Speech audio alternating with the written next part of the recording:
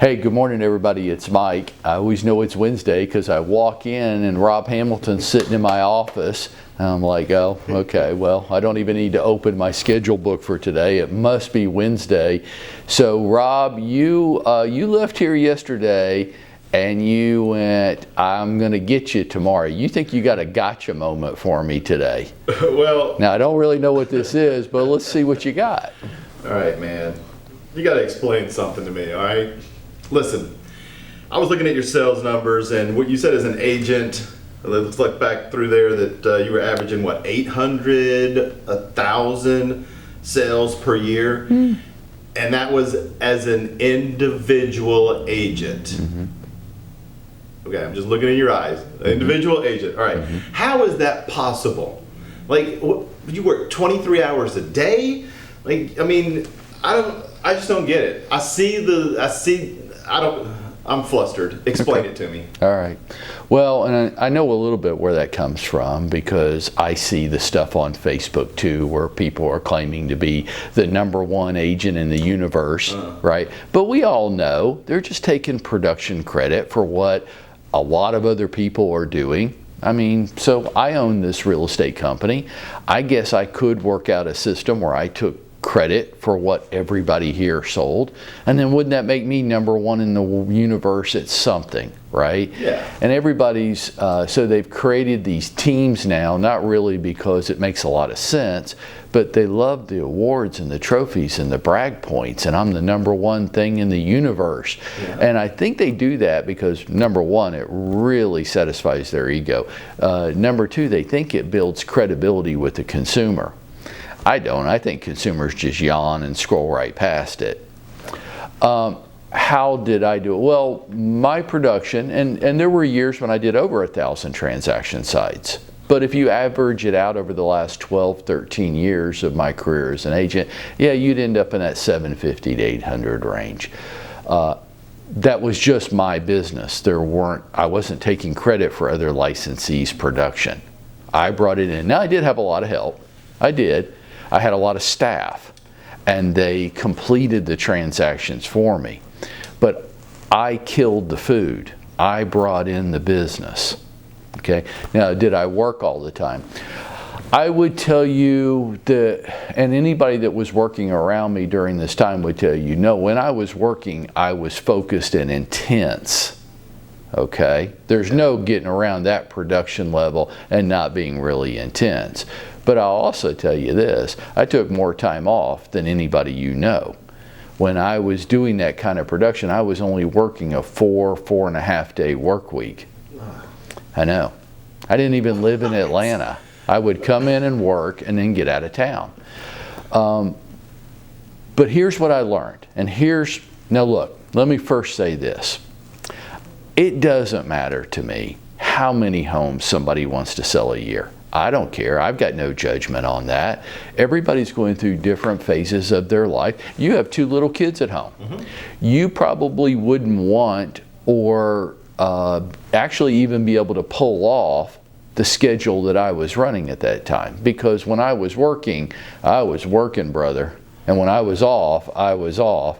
And if you have little kids at home, you probably couldn't pull it off to that level of intensity. Right. I didn't have little kids at home, so I was able to do that. But I guess my first point is there's no judgment on this. Whether you want to sell 10 a year or you want to sell 1,000 a year, I don't care. It's the phase of life that you're in. It's the goals that you've set for yourself. It's what you want in your life. What I'm trying to do right now is say, hey, look, I've been there. I've sold 10 a year. And I've sold more than 1,000 a year, and I can show you efficiently how to do both. What I can't do is if you tell me you want to sell 1,000, but you only have the schedule for 10, we have a lot of disconnect when that happens. Okay, but here's what I'm going to pull back the curtain right now. Now, people think I'm about to show them like the secret marketing thing that pulls in 1,000 listings a year. I'm not going to do that. There is no secret. I wish if there was, you'd be paying to listen to this right now. Right. Okay. But because there's no secret, I'll just give it away. here's how I did it. Okay, first, not when I intellectually knew it, when I accepted, like into my DNA as part of my being, that I only ever got paid for one thing, and that's it. I get paid for bringing business in, for creating the desire for people to want to buy or sell a home with me. That's all I got paid for, marketing myself. Lawyers call them rainmakers. The lawyers that can bring clients into the law firm get paid all the money, not the lawyers that know the most about the law. Right. If you don't have any clients, it doesn't matter how good of a lawyer you are, and that is true for us. Now, I knew that for years. I didn't accept it. Here's the secret. Once I accepted it, then it became very simple. Hard, but still very simple. Then the most important thing I do every day is marketing myself. Now, I want you to watch this. I don't know that there's anybody within the sound of my voice that's going to argue with me about that. But the most important thing I have to do every day is market myself, and it is the thing that almost all of us spend the least amount of time doing every day. And we will hem and haw and procrastinate and put it off because we don't feel comfortable with it. All that really happened with me, Rob, was for some reason it got into my DNA. I go, oh, that's all. And I'm telling you, that's all we get paid for. After that, now look, watch, I'm about to piss off a whole bunch of real estate agents when I say this. After that, you're just an Uber driver with a lockbox pad. You don't like it, I get it, but that's true. You can be the best real estate agent in Atlanta, but if I've got all the customers, I guess it doesn't matter, does it? And people used to get so frustrated with me. Why are you listing your house with him when I live right down the street? They don't know you. I'm more credible with them than you are. That's the truth. You just don't like it. Why am I more credible? Why do they feel like they know me better than they know you when you live right down the street from them? Because I market myself to them every day. And you don't. You think you just live in the neighborhood and that's enough. Well, I'm going to beat you and you're going to not like it. And I don't care. Okay, so that's job one. I accepted that the first and highest thing I had to do every day was market myself. Now, number two. Now, you can't have number one without number two. It ain't going to work. And everybody's trying to get it to work, and it ain't.